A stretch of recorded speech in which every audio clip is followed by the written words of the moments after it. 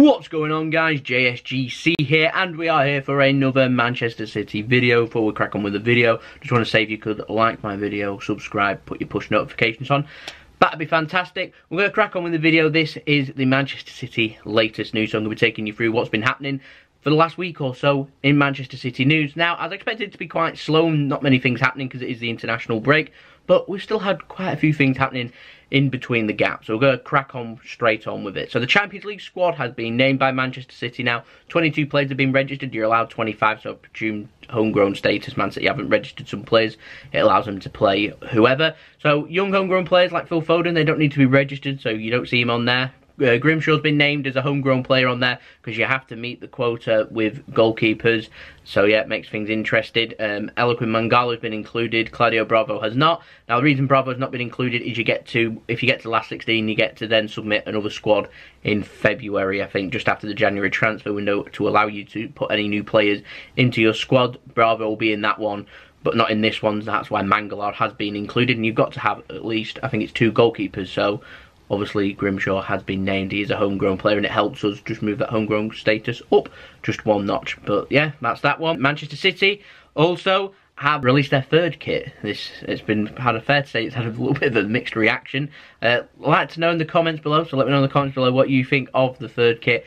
But it is a mixture of some strange colours, but orange and purple never really goes well, and the sash, not for me. I remember having one of them white shirts with that. Was it black and red and blue striped one? I really liked that kit back then, but this one, I'm not too sure. Some people like it, some people love it. Like I said, let me know what you think in the comments below. All I know is I don't like Nike. I don't like Nike's kits, and I can't wait for us to move on. Rumours are it's going to be Puma, and a lot of people don't like Puma either. But we'll wait and see, you know. Every kit's the same with Nike, in my opinion. I don't mind our away kit. I think our away kit's decent, but home kit, 3rd kit, I'm not too keen on. But that's my opinion. Like I said, let me know in the comments below. Moving on. The match coming up on Saturday. It's been reported that 5 Premier League games straight after the international break, so the match on Saturday, all 3 o'clock kickoffs, will be trialling VAR, which is video assisted referee if you didn't know. 15 games in total this season, means Manchester City's match with Fulham should have VAR involved in it, which is interesting. You'd think that if it works a success, you wouldn't say there's going to be 15 this season. You think you'd say we're going to be trialling 5 if it works, the week after we're going to be trialling 6 or 7, and so on, and just gradually introduce it into this season, which is kind of what's needed because all the other top European leagues have got it. It was a big success at the World Cup. My only concern with it being in the Premier League is, like I said, Premier League referees are just so inept that, you know, they could say, oh, yeah, it's a penalty, it's handball, referee doesn't give it, it goes to VAR. VAR says to him, we think it's a penalty, go and have a look at it. And the inept referees would go and have a look at it, and they'd go, actually, no. Or all them people working for VAR who are referees will all then be involved in Premier League, they'll just go, no, actually, it's not a penalty, even though it quite clearly is. You can see that one coming a million miles away. Right, we'll move on. Brahim Diaz. It's been reported that Brahim Diaz is still no closer to signing a new deal at Manchester City, and European clubs are sniffing round, the big boys now, they're sniffing round Brahim Diaz, because in January he will be available to talk to them clubs. He won't be able to sign for them till the summer. Man City might look to sell him in January, so one of the European clubs gets priority of Brahim Diaz. But Man City, they should be doing everything they can to get Brahim Diaz to sign a new deal. He hasn't gone out on loan, he's still with Manchester City. We've got plenty of games coming up, you know. Come on, please, please.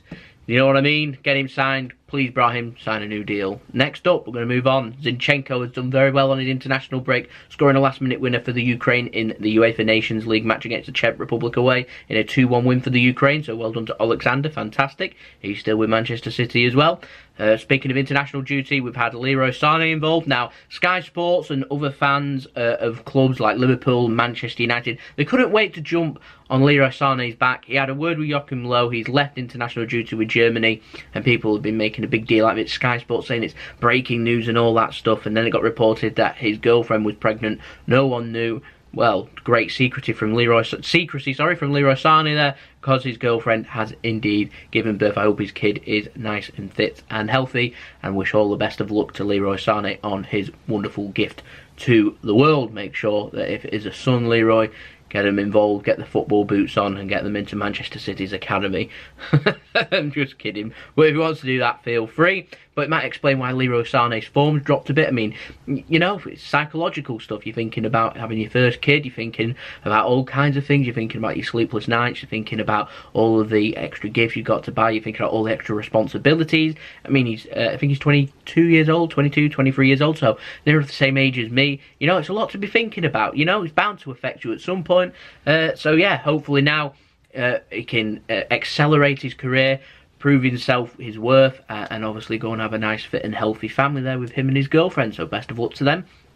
Next up, Manchester City have refunded their own travel money for the match with Spurs, which has now been moved to a Monday night, if you wasn't aware.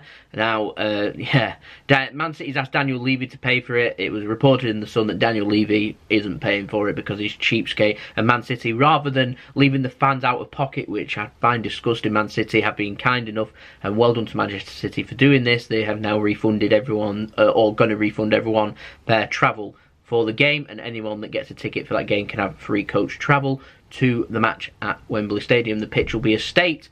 Tottenham have not covered themselves in any glory here, but I'm really happy that Man City have done something about it. I do think Tottenham should be paying for this. Tottenham's problem this. They've created all this with their stadium. It's not our fault that this has happened. I don't think Man City should have agreed to the change, but they have. I'm glad the fans have been refunded. I think Tottenham should be doing more. It just shows how, in my opinion, how badly run they are. I know Spurs fans might disagree with that one, but Manchester City have had to refund out their own pockets, the fans, for mistakes that Tottenham have made. And we've got the situation coming up with Southampton, where if Southampton fans might be shortchanged here. So I'm hoping that we'll be playing on the Wednesday. The Southampton game will remain on the Saturday, so no one is left out of pocket if we end up getting past Oxford. And last but not least, the news that just broke in the last few moments whilst I've been recording this video. Well, it's not really breaking news, but Stuart Atwell, everyone's favourite referee, he'll be taking charge of the Man City Fulham game, if anyone cares about refereeing stuff like that one. But it's just gotten to a stage where I just don't like any of the referees. You just know what's coming, you just know there's going to be bad decisions and controversy, penalties, red cards, all that stuff. You know what I mean? It's just bad. Everything's bad about the officiating in the Premier League, right from the top right through the core. Everything's just wrong. There we go, I've had my moan. That's been the video. I hope you enjoyed the video. Let me know what you think in the comments below. Don't forget to subscribe with your notifications on. You can check out my social media links, they're in the description below, along with my email if you want to hit me up with any business enquiries or any sponsorships for any videos. Don't forget to share the video, help me grow. We're aiming for 2,000 subscribers. I want to hit that before the new year, so that'd be ace if everyone could subscribe if you're enjoying the content. And I'll see you all again tomorrow, because we're going to have a little bit of transfer news, because there is a little bit starting to filter through, so I'll be covering that one tomorrow. Stay tuned for that, and I'll see you all then. So it's been JSGC. Have a wonderful rest of your day. We're nearly at the end of the international break. Players are starting to come back now. We're nearly there. I'll see you all again for the next news next week. Stay tuned for the transfer news up tomorrow. Peace. Ciao for now.